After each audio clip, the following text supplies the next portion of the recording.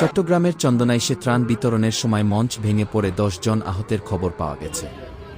তবে অর্থমন্ত্রী আমির খুসরু মাহমুদ চৌধুরী, চসিক mayor doctor Shahadat Hossain এবং কয়েকজন সংসদ সদস্য নিচে পড়ে গেলেও কেউ গুরুতর আহত হননি বলে জানা গেছে।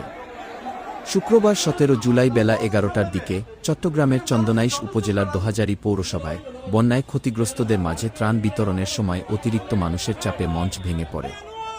পরে অর্থমন্ত্রী পূর্বনির্ধারিত কর্মসূচিতে অংশ নিতে সাতকানিয়ার উদ্দেশ্যে রওনা হন।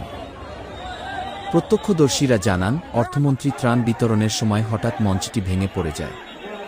এতে মন্ত্রী, সংসদ সদস্যসহ মঞ্চে অবস্থানরত সবাই নিচে পড়ে গেলেও তারা কেউ গুরুতর আহত হননি।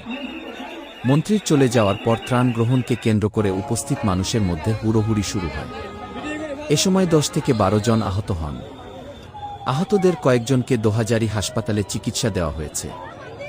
চন্দনাইশ উপজেলা নির্বাহী কর্মকর্তা মোহাম্মদ আব্দুর রহমান জানান, ত্রাণ বিতরণের জন্য অর্থমন্ত্রী মঞ্চে ওঠার পর অতিরিক্ত লোকজনের চাপে সেটি ভেঙে পড়ে। এতে মঞ্চে থাকা সবাই পড়ে যান, তবে তাদের কেউ আহত হননি। পরে পরিস্থিতি নিয়ন্ত্রণে এলে ত্রাণ বিতরণ কার্যক্রম আবারও শুরু হয়।